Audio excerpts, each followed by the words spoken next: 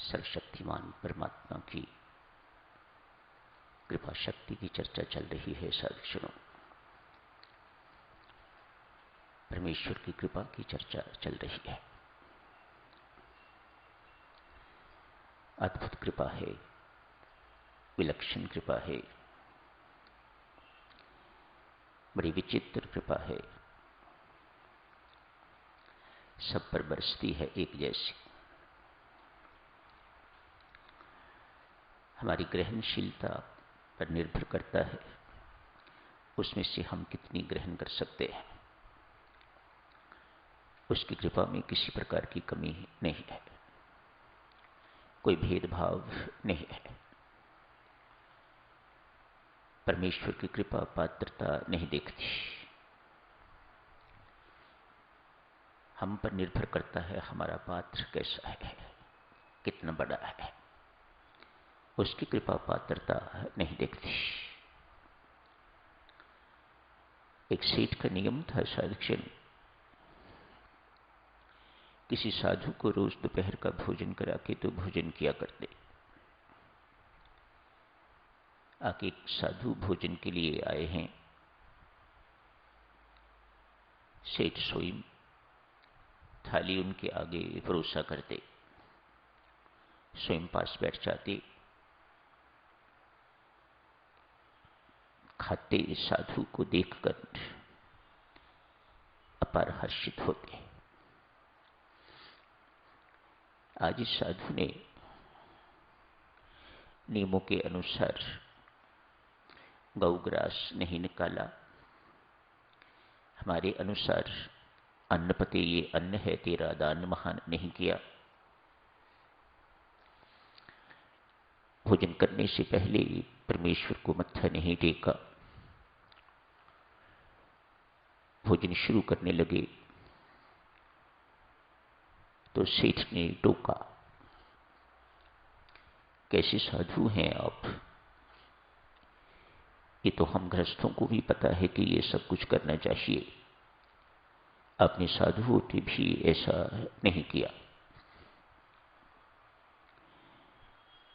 साधु कहते हैं बहुत करके देखा,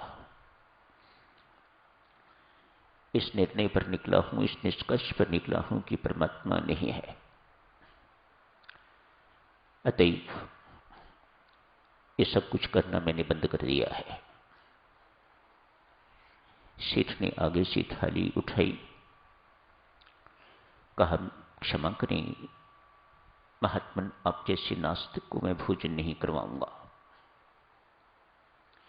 आप मेहरबानी करके मेरे घर से प्रस्थान कीजिएगा। साधु चले। उसी वक्त आकाशवाणी हुई, सेठ तू मेरा भक्त है, तुझे आज पता लगा है कि ये मुझे नहीं मानता। मैं ये बात बहुत देर से जानता हूं, मैंने आज तक इसके आगे से थाली कभी नहीं हटाई। इसको 2 वक्त का 3 वक्त का भोजन देता रहा हूं कितने वर्षों से। तुझे आज ये पता लगा है कि ये नास्तिक है, परमात्मा को नहीं मानता, और तूने इसके आगे से थाली उठा ली, कैसे मेरे भक्त हो? मुझे आप जैसे भक्त पर बहुत शर्मिंदगी है। भगवान ने उस सेठ को कोसा। मानो परमेश्वर को कोई फर्क नहीं पड़ता कि उसे मानते हो आप कि नहीं मानते हो, जो कुछ उसने करना है वह करता है। रोटी पानी कपड़ा, जो सामान्य आवश्यकताएं हैं व्यक्ति की, वह पूरी करता है। ये कभी परख के देख लीजिएगा, प्रमाणित बातें हैं। अपने कर्मों के अनुसार जितने के हम योग्य हैं उससे वह कहीं अधिक देता है। मत भूलिएगा, वह बंधा हुआ है हमारे कर्मों के अनुसार, हमारी प्रारब्ध के अनुसार। इसके बावजूद भी वह अपने कर्मों के अनुसार जितने के योग्य हैं उससे परमात्मा देव कहीं अधिक देता है। ये हरेक के लिए सत्य है। आज एक चोर भागता भागता, पीछे सैनिक लगे हुए हैं, सिपाही लगे हुए हैं, उसे पकड़ने के लिए एक महात्मा की कुटिया में पहुंचे। द्वार खटखटाया। कौन है भाई इस वक्त द्वार जो खटखटा रहा है? कहा, महाराज चोर, भाग जाओ यहां से, मैं चोर को शरण नहीं दे सकता। बेशक मध्य रात्रि का समय है, पर मैं चोर को अपने पास नहीं रख सकता। चोर कहता है, बाबा क्या यह सत्य बोलने का परिणाम है? मैंने कुछ और कह दिया होता तो अपनी कुटिया खोल दी होती, मैं भीतर प्रवेश कर गया होता, मुझे विश्राम मिल जाता। कुछ भी समझ, पर मैं चोर को अपने यहां नहीं रख सकता, अपनी कुटिया में नहीं स्थान दे सकता। साधुजनों, फिर आकाशवाणी हुई है इस साधु के लिए। शरणागत को स्थान देना हर एक का धर्म है। तुझे आज पता लगा है कि ये चोर है, मुझे कब से पता है कि ये चोरी करता है, ये पक्का चोर है, नामी चोर है, लेकिन मैंने तो कभी इसे अपनी भूमि से निष्कासित नहीं किया। मैं इस अखिल ब्रह्मांड का मालिक हूं, जिसको मेरा दिल करे उसको यहां रखूं, जिसका दिल न करे उसको यहां से निष्कासित कर सकता हूं, लेकिन मैंने तो ऐसा कभी नहीं किया।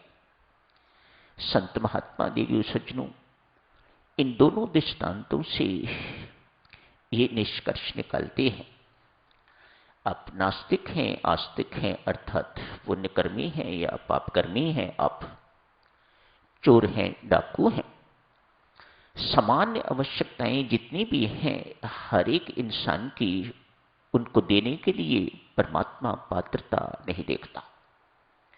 हां, इससे बड़ी बातें देनी हैं जिन्हें परमात्मा की भक्ति कहा जाता है, जिन्हें आध्यात्मिक संपदा कहा जाता है, जिन्हें वैराग्य इत्यादि कहा जाता है, जिन्हें साधना इत्यादि का बल इत्यादि कहा जाता है, उनके देने से पहले परमात्मा परखता है, पात्रता देखता है, तब देता है।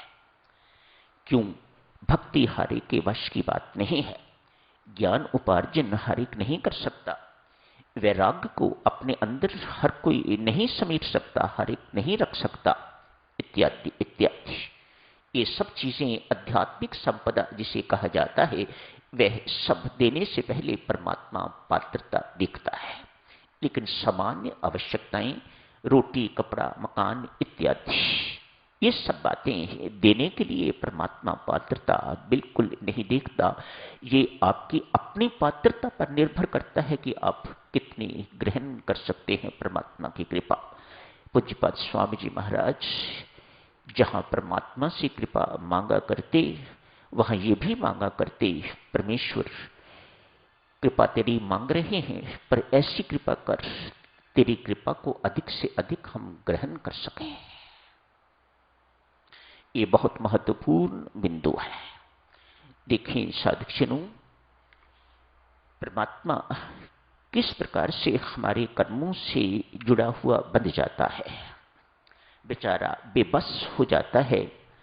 भाई मैं भी हार गया, मैं तेरे कर्मों से इस प्रकार से बंधा हुआ हूं, कर्म सिद्धांत से इस प्रकार से बंधा हुआ हूं, मैं विधान से इस प्रकार से बंधा हुआ हूं कि मैं टस से मस नहीं हो सकता।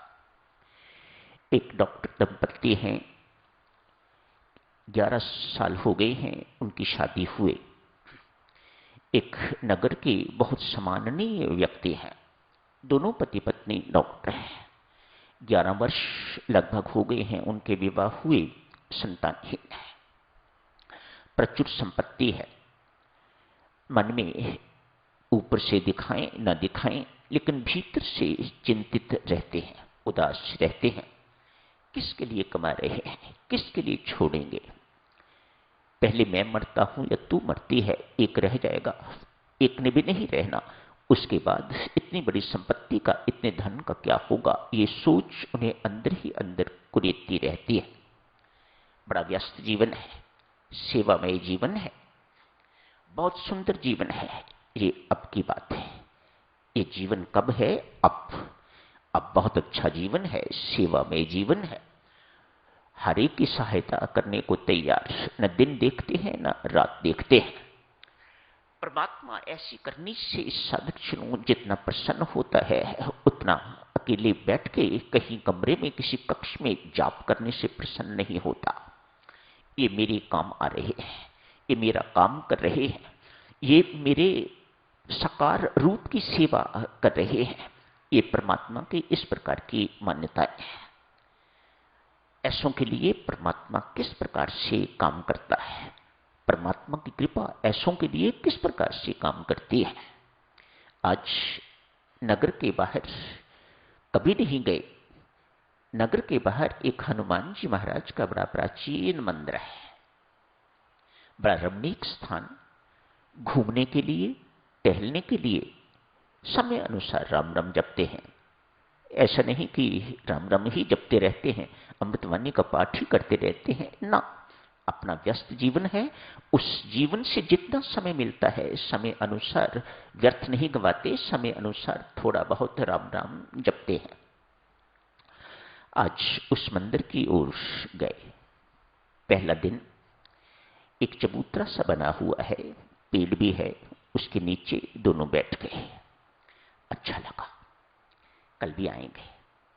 शांति मिली, मानो व्यस्त जीवन, थके मांदे जीवन से यहां बैठ के थोड़ा विश्राम मिला। अगले दिन फिर आए। 2-4 दिन आते हुए हो गए। आज एक वृद्ध आए, लंबी दाढ़ी है उनकी, सफेद बाल है, माथे पर तिलक लगा हुआ है, धोती कुर्ता पहना हुआ है, वो भी सफेद, मानो सफेद ही सफेद है सब कुछ। आप तो जानते हो ना, सफेद पवित्रता का प्रतीक है।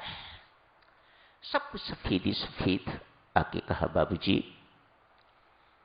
उदास लगते हो, क्या बात है? डॉक्टर साहब ने कहा, कुछ नहीं, हम उदास नहीं हैं। बाबा ने कहा, बाबूजी उदास तो हो, मेरे से छुपा रहे हो। पत्नी ने कहा, बाबा 11 वर्ष हो गए हैं विवाह हुए, संतानहीन है। उदासी इस बात की,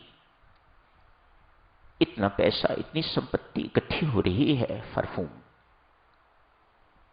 इस बात की उदासी है, इस कारण उदास रहते हैं। बुजुर्ग ने एक क्षण के लिए आंख बंद की और कहा, क्या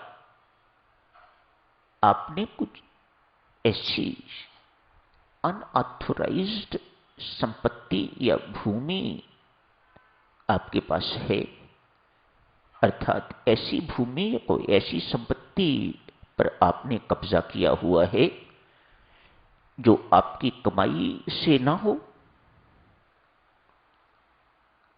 पत्नी ने 1 मिनट में सोच विचार के कहा, हां बाबा, इनके मामा हैं, उनकी संतान कोई नहीं। जितनी भी संपत्ति थी, जितनी भी भूमि थी, वह इनको दे दी। इनके 3 भाई हैं, 1 बहन है, लेकिन ये संपत्ति इन्हीं के पास है। परमात्मा देखो देवियों सज्जनों, कितनी बारीक बारीक बातें, कितनी सूक्ष्म अति सूक्ष्म बातों पर विचार करता है और बच जाता है। जब तक ये सिलसिला निपटे ना, परमात्मा आगे कैसे बढ़े।